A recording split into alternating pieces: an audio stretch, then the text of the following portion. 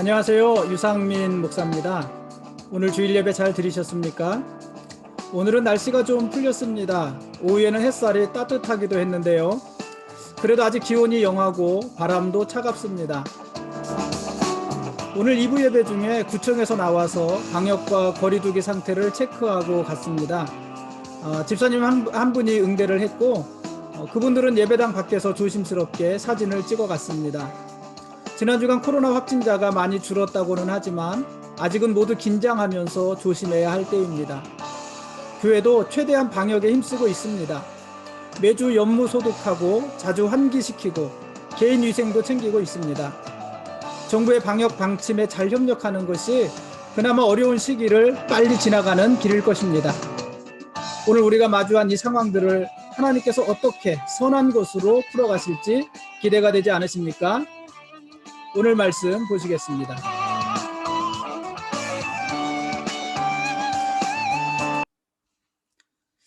오늘 읽을 말씀은 창세기 28장에서 30장까지입니다. 야곱은 눈이 어두운 아버지를 속여서 아버지로부터 장자의 축복을 받습니다. 그 일로 인해서 야곱은 형 에서의 미움을 사게 되고 에서는 야곱을 죽이겠다고 마음을 먹습니다. 이에 두려움을 느낀 야곱은 하란 땅인 밧단 아람으로 도망을 갑니다. 그곳에는 어머니 리브가의 오라비인 라반이 있었습니다. 이삭은 야곱을 밧단 아람으로 보내면서 라반의 딸 중에서 아내를 맞으라고 합니다. 가나안 사람의 딸들 중에서는 아내를 맞이하지 말라고도 합니다. 그리고 야곱을 축복합니다.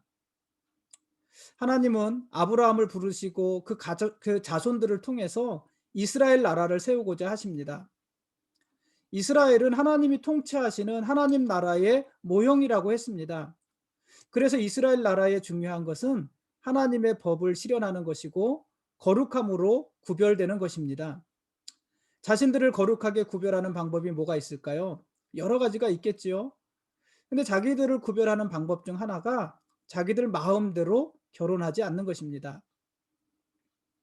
아브라함과 이삭과 야곱, 이 이스라엘 족장들에게는 분명한 결혼의 원칙이 있었습니다. 그것은 바로 가나안 사람들과 결혼하지 않는 것입니다.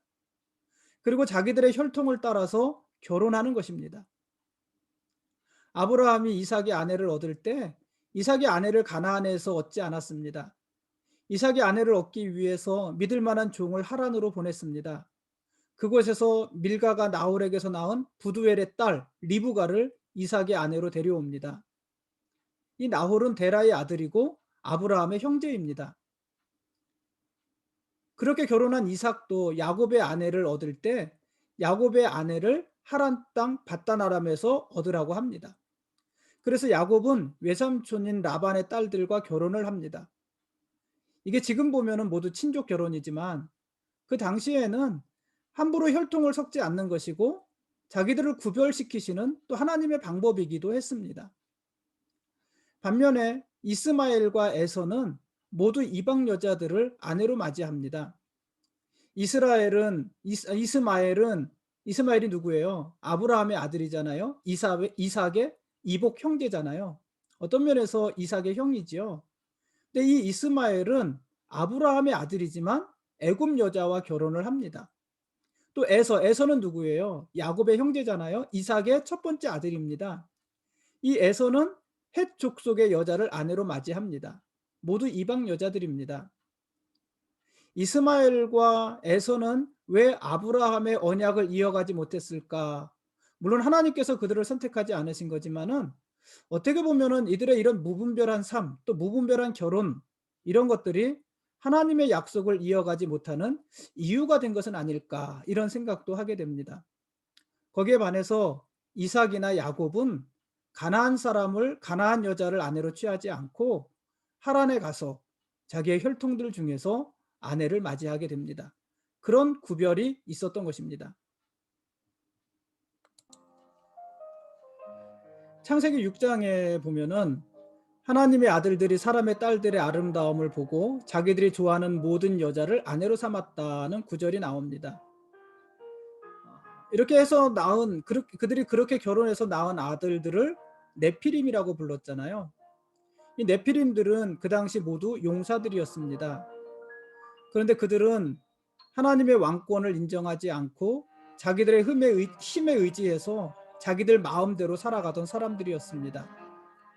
하나님께서는 그들과 함께 하지 않으셨습니다. 그래서 그들을 심판하시는데 노아 시대에는 물로 심판하시고 아브라함 시대에는 불로써 그들을 심판하시는 것입니다. 하나님 나라의 백성들은 세상과 섞여서 사는 사람들이 아니라 세상과 구별되는 사람들입니다. 세상에 살지만 세상의 법칙을 따라 살지 않고 하나님의 법칙을 따라 사는 사람들입니다. 그래서 출애굽한 이스라엘이 가나안 땅에 들어갔을 때 제일 먼저 그들이 해야 될 일은 가나안 사람들을 진멸하는 일들이었습니다. 왜냐하면 그들과 섞이지 않기 위해서입니다. 그들의 문화와 그들의 삶의 형식을 따라가지 않기 위해서입니다.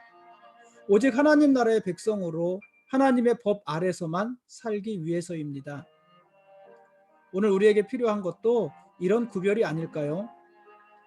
세상과 격리되자는 것이 아닙니다. 세상과 동떨어져 살자는 것이 아닙니다.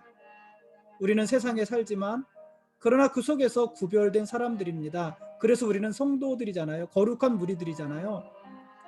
우리는 세상에 살지만 하나님의 왕권을 인정하면서 하나님의 통치에 순종하면서 사는 사람들입니다.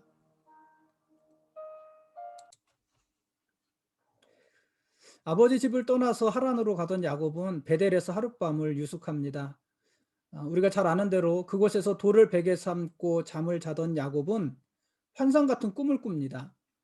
사닥다리가 하늘 꼭대기에 닿아 있고 하나님의 사자들이 그 위를 오르락 내리락 하는 모습을 본 것입니다. 그런데 그 위에 계신 하나님께서 야곱을 축복하십니다. 하나님이 야곱의 하나님이 되어주시고 야곱이 누운 땅을 야곱과 그 후손들에게 주시며 야곱이 어디를 가든지 하나님이 함께 하시겠다는 말씀이었습니다. 잠에서 깬 야곱은 그곳에서 하나님이 자신과 함께 하심을 깨닫게 됩니다. 그리고 베개로 삼았던 돌에 기름을 붓고 그곳 이름을 베델이라고 합니다. 그리고 서원합니다. 하나님께서 나를 아버지 집으로 평안히 돌아오게 하신다면 하나님이 나의 하나님이 되실 것이고 이곳 베델이 여호와의 집이 될 것이고 자신이 가진 모든 것의 11조를 하나님께 드리겠다, 이렇게 소원을 합니다. 아브라함이 북방 왕들로부터 조카 롯을 구해오던 일이 있었잖아요. 그때 아브라함이 북방 왕들로부터 조카 롯을 구해오는데 전쟁에서 이긴 것이에요. 그래서 많은 전리품들이 있었는데 그 전리품을 가지고 오던 중에 살레망 멜기세덱의 영접을 받고 그에게 11조를 드리는 모습이 나옵니다. 그게 어떤 의미였냐면 아브라함이 많은 것을 얻고 많은 것을 취했는데 아브라함이 얻은 그 모든 것은 내가 얻은 것이 아니라 하나님이 주신 것이라는 고백이었습니다. 하나님이 주신 것이기 때문에 내 것이 아니고 내 것이 아니기 때문에 멜기세덱에게 그것을 줄 수 있었던 것입니다. 야곱도 11조를 하나님께 드리겠다고 말을 하는데 야곱이 그렇게 말을 한 것도 하나님이 자신을 하란으로 보내기도 하시고 또 하나님께서 자신을 가나안으로 돌아오게도 하시는 하나님, 자신을 통치하고 인도하시는 하나님이라는 그 고백이 그 11조에 담겨 있는 것입니다. 아브라함에게나 야곱에게나 이 11조는 하나님의 통치에 대한 순종이었고 자신들의 모든 소유는 하나님의 것이라는 신앙의 고백이었습니다. 우리가 지금도 11조 헌금을 드리는데요. 우리가 11조를 지금도 11조를 드리는 것은 그저 돈을 드리는 것이 아니라 그런 우리의 고백. 우리를 다스리시는 분은 하나님이십니다. 하나님이 우리를 살리십니다. 또 우리의 가진 모든 것은 하나님이 주신 것입니다. 하나님의 것입니다. 이런 고백을 하나님께 드리는 신앙의 고백인 것입니다. 야곱은 라헬을 사랑했습니다. 그래서 라헬과 결혼하고 싶었습니다. 그러나 외삼촌 라반의 속임수로 레아와 결혼을 하게 됩니다.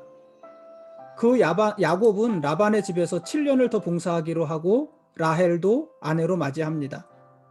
그리고 레아와 라헬의 여종인 실바와 빌하도 아내로 맞이하게 됩니다. 그 후 야곱은 레아를 통해서 6명의 아들과 1명의 딸을 낳고 빌하와 실바와 라헬을 통해서 각각 2명씩 6명의 아들을 낳게 됩니다.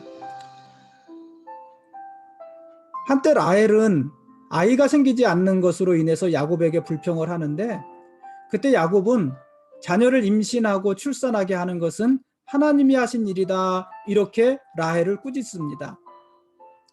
이렇게 낳은 야곱의 12아들이 이스라엘의 12지파가 됩니다. 하나님은 아브라함과 이삭과 야곱과 그 아들들의 일상을 통해서 이스라엘 나라를 만들어 가시는 중입니다. 그래서 이들의 삶에 무의미한 순간은 없고, 이들이 당하는 고난도 하나님 나라를 이루는 과정이 됩니다. 오늘 우리가 살아가는 하루하루도 하나님의 목적을 이루는 과정입니다. 그래서 오늘 하루 우리의 삶이 소중하고 의미가 있는 것입니다.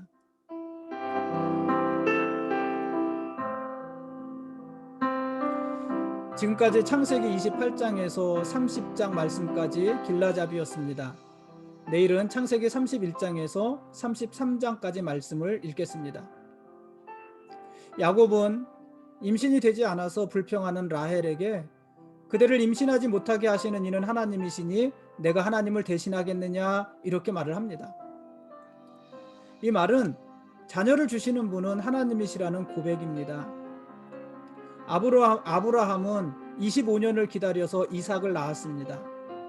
이삭은 하나님이 아브라함에게 주신 약속의 아들이었습니다.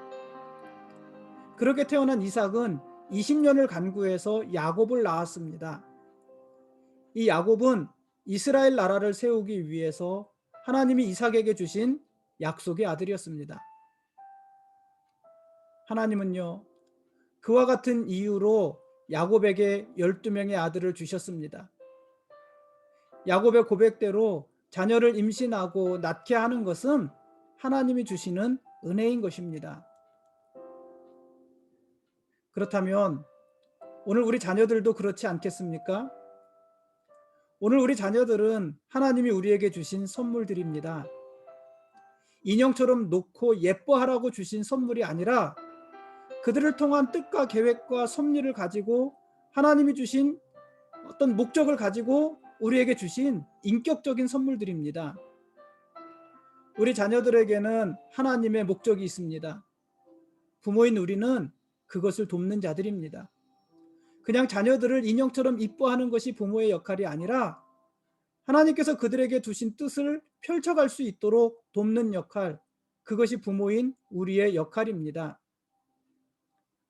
그러므로 부모는 자녀들에게 함부로 하지 말고 믿음과 사랑으로 자녀들을 잘 돌보아야 합니다. 하나님은 우리 자녀들을 통해서 나라를 이루기도 하실 것이고 하나님의 다른 뜻을 펼치기도 하실 것입니다. 그러므로 부모의 욕심으로 자녀들을 다그치면서 자녀들을 제한하지 말고 하나님의 선하신 뜻이 우리 자녀들을 통해서 이루어지도록 기도하면서 자녀들을 도우십시오. 그것이 부모로서 우리가 해야 할 일인 것입니다. 야곱과 동행하시며 야곱의 삶을 도우시는 하나님이 오늘 우리도 이끌며 도우십니다. 하나님은 우리의 왕이시고 우리는 그분의 거룩한 백성들입니다. 고맙습니다.